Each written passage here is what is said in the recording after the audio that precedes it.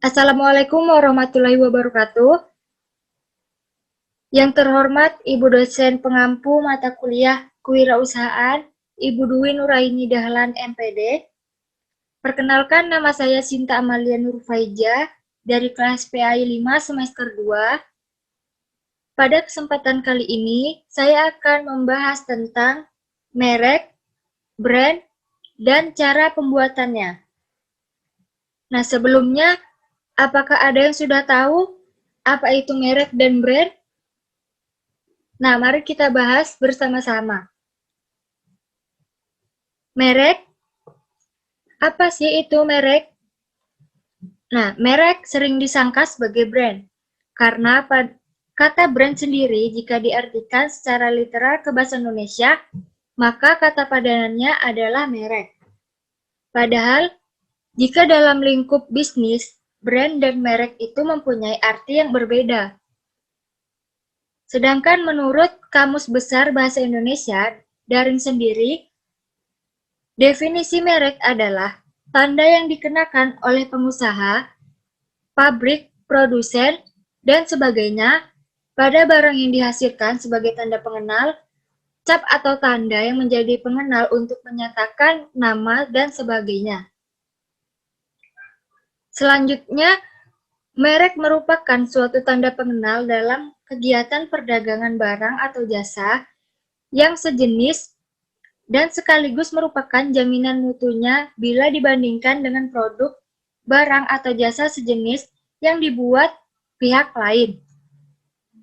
Merek mengandung janji perusahaan untuk secara konsisten memberikan ciri, manfaat, dan jasa tertentu pada pembelinya. Nah, di sini saya mengambil contoh pada mie instan. Nah, di situ ada merek Indomie dan kaos oblong. Lalu, di sini juga ada bagian-bagian merek. Menurut Kotler dan Keller, pada tahun 2009, suatu merek umumnya terdiri dari beberapa bagian, yaitu nama merek atau brand name, tanda merek atau brand mark, tanda merek dagang atau trademark, dan hak cipta atau copyright. Nah, mari kita bahas satu-satu. Yang pertama, nama merek atau brand name adalah sebagian dari merek yang diucapkan. Yang kedua, tanda merek atau brand mark adalah sebagian dari merek yang dapat dikenal tetapi tidak dapat diucapkan, seperti lambang, desain, huruf, atau warna khusus. Yang ketiga, tanda merek dagang atau trademark adalah merek atau sebagian dari merek yang dilindungi hukum karena kemampuannya menghasilkan sesuatu yang istimewa. Yang terakhir, hak cipta atau copyright adalah hak istimewa yang dilindungi undang-undang untuk memproduksi, menerbitkan, dan menjual karya tulis, karya musik, dan karya seni. Selanjutnya ada fungsi merek. Menurut Zaidin pada tahun 2004, fungsi merek antara lain adalah sebagai berikut. Yang pertama ada fungsi indikator sumber, yang artinya merek berfungsi untuk menunjukkan bahwa suatu produk bersumber sah pada suatu unit usaha dan karenanya juga berfungsi untuk memberikan indikasi bahwa produk itu dibuat secara profesional. Yang kedua, fungsi indikator kualitas. Merek berfungsi sebagai jaminan kualitas khususnya dalam kaitan dengan produk-produk bergengsi. Yang ketiga, fungsi sugestif. Merek memberikan kesan akan menjadi kolektor produk tersebut. Lalu di sini ada jenis-jenis merek. Menurut Undang-Undang Nomor 15 Tahun 2001 tentang merek, secara umum merek terbagi menjadi 3. yaitu yang pertama, merek dagang. Merek yang digunakan pada barang yang diperdagangkan oleh seseorang atau beberapa orang secara bersama-sama atau badan hukum untuk membedakan dengan barang-barang sejenis lainnya.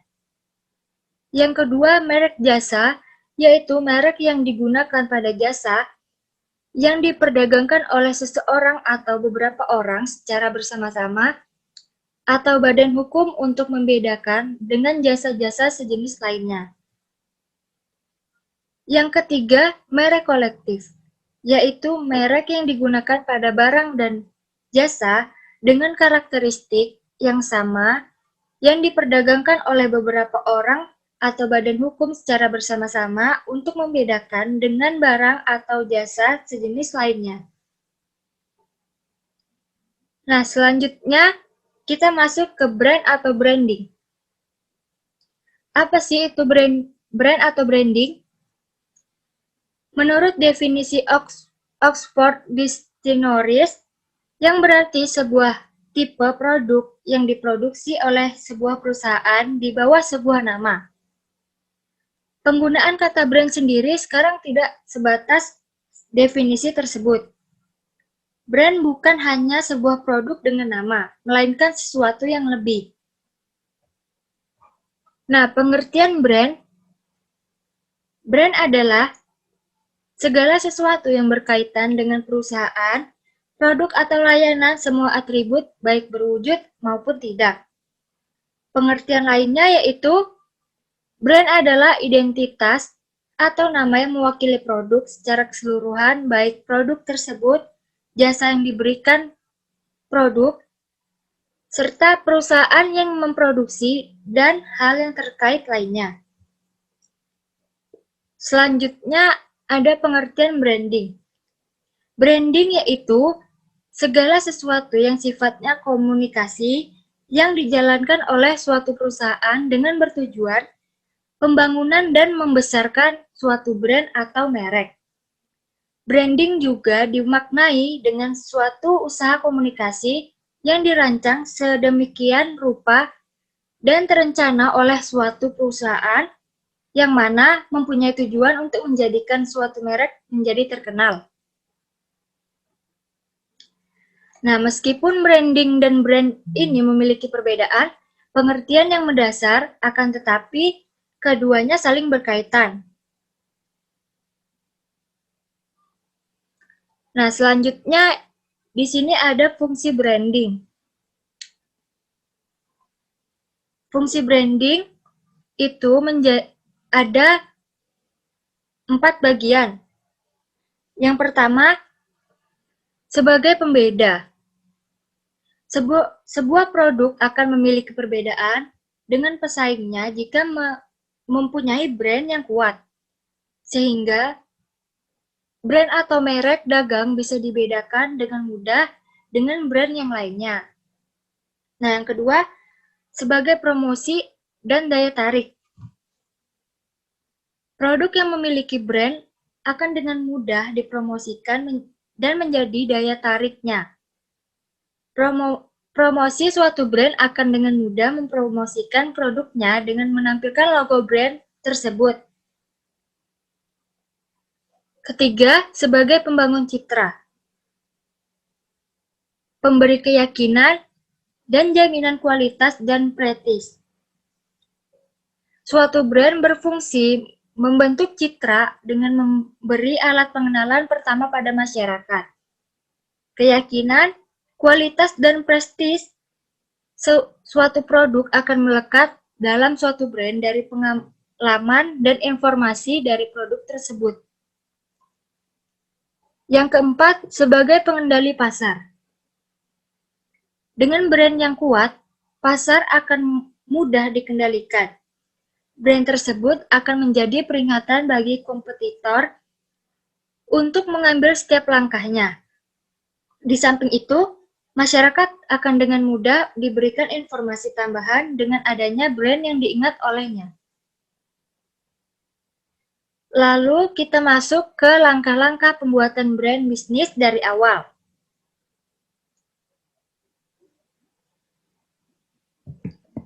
Nah, di situ ada yang pertama, tentukan target audience. Misalnya dengan melakukan riset terhadap target audience dan kompetitor. Yang kedua, tentukan fokus dan karakteristik brand. Nah, menentukan fokus brand merupakan suatu yang sangat penting karena akan sangat berpengaruh terhadap semua elemen yang ada selama kamu membangun brand tersebut. Yang ketiga, tentukan nama brand. Pengaruh pemilihan nama sebuah bisnis bisa jadi sangat kecil atau besar tergantung pada jenis bisnis yang kamu mulai. Sebuah brand lebih dari sekedar nama. Karakteristik, tindakan, dan reputasi dari sebuah brand yang akan membuatnya dikenal dan membuatnya memiliki arti dari pasarannya. Nah, yang keempat, tentukan slogan brand. Slogan mampu mewakili visi dan misi brand kamu merupakan sesuatu yang penting namun tetap saja sulit untuk diciptakan. Slogan yang singkat dan deskriptif yang mampu mewakili brand kamu akan mudah untuk dikenali. Nah, yang kelima, tentukan penampilan atau gaya brand. Baik warna dan font yang terkandung dalam brand kamu merupakan sesuatu yang sangat penting untuk ditetapkan. Kamu bisa mencari inspirasi warna dengan menggunakan tool dan menentukan font yang digunakan dengan mencari inspirasi melalui font pair. Yang keenam, desain logo brand. Entah kamu membuat sendiri atau menggunakan jasa desainer, sebuah logo akan menjadi wajah sebuah brand sehingga harus mampu mewakili nilai, visi dan misi brand kamu secara visual. Nah, yang terakhir ada kembangkan terus bisnismu. Membangun sebuah brand tidak berhenti saat kamu membuat logo dan slogan saja. Brand harus selalu ada dan tetap konsisten manakala pelangganmu akan berinteraksi denganmu. Nah, selanjutnya ada jenis-jenis branding. Di situ ada produk branding, personal branding, corporate branding, geographic branding, dan cultural branding. Kita akan membahas satu persatu. Yang pertama, produk branding. Branding produk adalah hal yang paling umum dalam branding. Merek atau produk yang sukses ialah produk yang dapat mendorong konsumen untuk memilih produk miliknya di antara produk-produk pesaing lainnya. Yang kedua, personal branding. Personal branding adalah alat pemasaran yang paling populer di kalangan publik figur seperti politisi, musisi, selebriti, dan lain sebagainya. Sehingga mereka memiliki pandangan tersendiri di mata masyarakat. Nah, yang ketiga, corporate branding. Corporate branding ini sangat penting untuk mengembangkan reputasi suatu perusahaan di pasar. Mencakup semua aspek perusahaan mulai dari produk atau jasa yang ditawarkan hingga kontribusi karyawan terhadap masyarakat. Yang keempat, geographic branding. Geographic branding atau regional branding memiliki tujuan untuk memunculkan gambaran dari produk atau jasa saat nama lokasi tersebut disebutkan oleh orang lain. Yang terakhir, cultural branding. Cultural branding mengembangkan reputasi tentang lingkungan dan orang dari lokasi tertentu atau kebangsaan. Selanjutnya kita masuk ke pertanyaan. Ada 3 pertanyaan. Yang pertama, apa perbedaan merek dan brand? Yang kedua, bagaimana langkah-langkah membuat sebuah brand? Yang ketiga, sebutkan fungsi branding.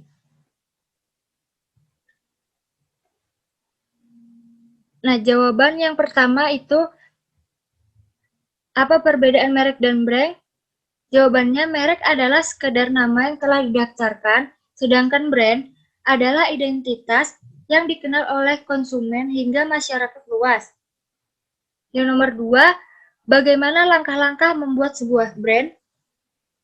Langkah-langkahnya itu, yang pertama, tentukan target audience.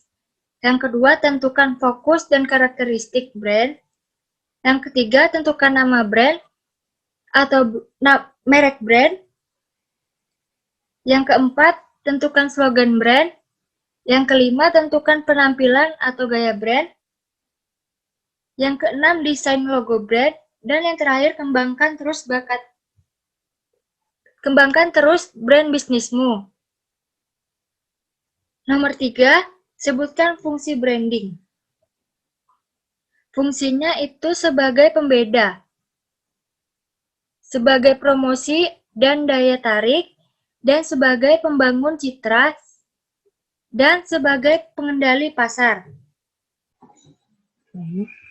Sekian, itu tadi penjelasan dari saya tentang apa itu perbedaan merek dan brand. Semoga bisa bermanfaat untuk semuanya.